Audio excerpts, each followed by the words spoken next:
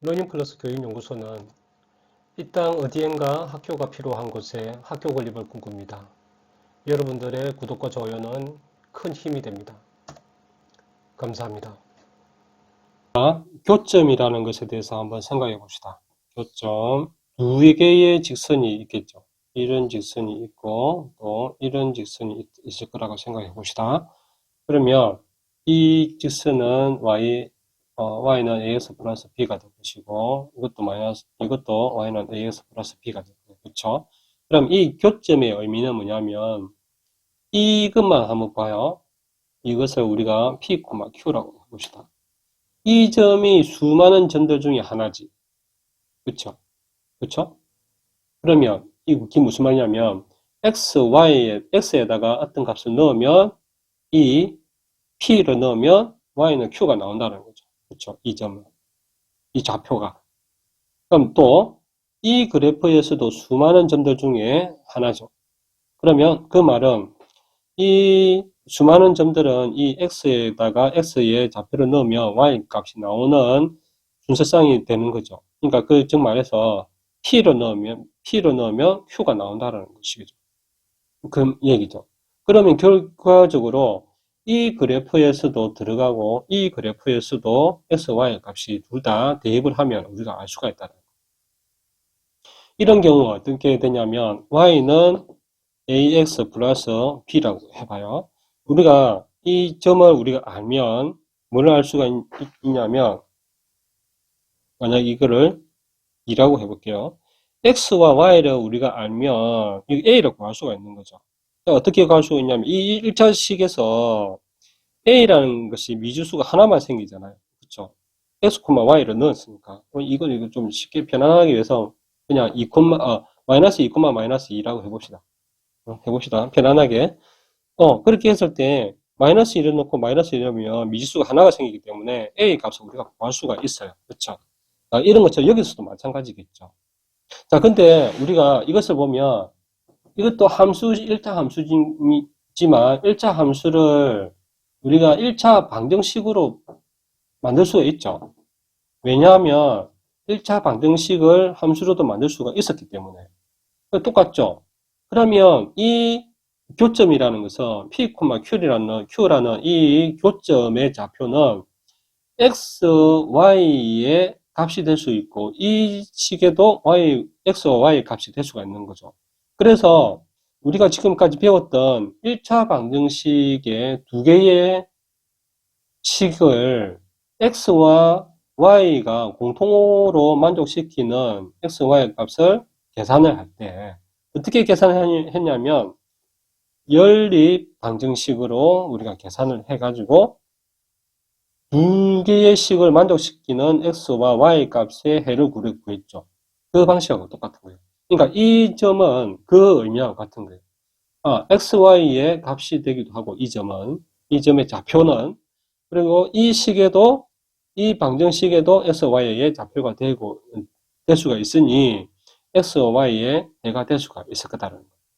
그러면 우리가 이것을 왜 알아야 되냐면 우리가 이런 경우가 있는 거죠. 이렇게 되었든 저렇게 되었든 간에 이 그래프가 y는 2x 플러스 2라고 해보고 이 y는 ax 마이너스 2라고 해볼게요. 그렇게 했을 때 이 교점을 우리가 일단은 여기에 내려왔으니까 마이너스 2x라고 합시다. 이렇게 했을 때 이 두 개의 직선의 xy의 교점을 우리가 찾을 수가 있겠죠. 일단은 어떻게 찾는지 하면 이것과 이것의 연립 방식을 풀면 되잖아. 방정식으로 바꿔서 이렇게 해도 상관없어요. 상관없는데 y가 빼버리면 y가 되고 더하면은 2y가 되니까 그렇게 하는 거는 저렇게 하나 똑같아요. 그래서 이것을 방정식으로 바꿔서 ax 플러스 ax 마이너스 y 플러스 b는 0이 되겠죠. 이런 식으로 될 거잖아. 그럼 이것도 마찬가지 되면 두 개의 연립을 하면 둘 중에 x 값이나 y 값이 둘 중에 하나 나오겠죠. 그러면 또 대입을 하게 되면 그 다음에 x와 y 값이 둘 다 나온다는 거죠. 그러면 이 교점이 x의 값과 y의 값이니 이 교점이 나온다는 거예요. 그렇죠? 그러면 반대로 생각합시다. 어떤 교점이 나왔다라고 생각해봐요. 이 직선에서 교점이 만약에 여기에 마이너스 2, 마이너스 2라고 해봅시다. 그러면 이 지나는 이 y는 ax 마이너스 2라는 그래프에서 이 a 값을 알 수가 있다는 거예요. 왜냐하면 이 점이란 이 점을 이렇게 지나죠. 그렇죠? 이 그래프와 이 점을 지나니까 이 그래프가 이 점을 지나는데도 이 그래프에도 이 점이 지나니 x와 y를 여기다 대입을 하게 되면 a 값이 나온다는 거죠. 자, 그럼 또 이런 경우도 있을 수 있어요. 만약에 마이너스 2, k라고 해봅시다. 그렇죠? 그 y 값을 우리가 아는 거잖아. 예. 그럼 이런 경우도 마찬가지지. 이 그래프가 정확하게 뭐 나와 있지 않다고 칩시다. y는 뭐 2x 플러스 뭐 이라고 하지만 이것은 뭐 이것을 만약에 방정식이 나왔다 해봅시다. ax 플러스 by 플러스 c는 0이라는 방정식의 그래프가 이렇게 흐르다고 쳐요. 그렇게 했을 때 이 그래프가 지나는 점이 이제 교점이 이 그래프의 교점이 이거다고 합시다. 그럼 이것도 방정식으로 표현할 수가 있겠죠. 이 y 플러스 c는 0이 될 수 있겠죠.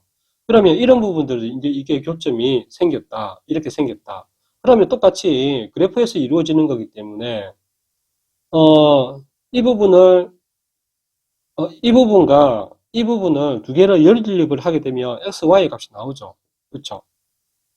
나올 거잖아요. 그랬으면 x와 y 값을 우리가 알 수가 있고 또 이 부분이 y는